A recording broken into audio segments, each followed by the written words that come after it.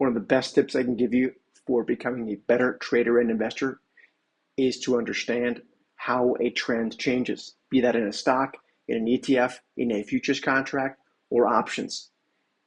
Trends don't just change. It usually starts in three stages.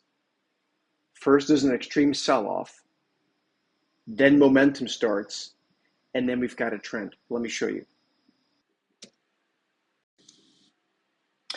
So here are these three steps how a trend changes. In this case, we're talking about a trend that goes from down to back up, and vice versa, of course, would be from up back down. So let's talk about this one here first. So we have a stock, let's say, that goes down, and then the first thing that happens is that it gets extremely oversold. You need to have a way of being able to measure when something gets extremely oversold, just like you need a tool that tells you when something's extremely overbought. That's number one.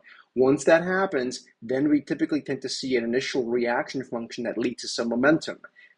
And a lot of times people mix up that momentum move with the actual ultimate trend.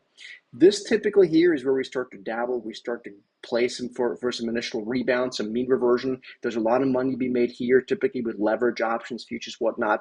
And ultimately, one goes into a trend. And this here is a very much longer move than this move here. And a lot of people mistake these two and then use strategies here that may not be relevant to use here. So up here, for example, we want to use the different strategy. Let's say if one were an options trader, for example, there's a very different strategy here than it is to play that initial momentum.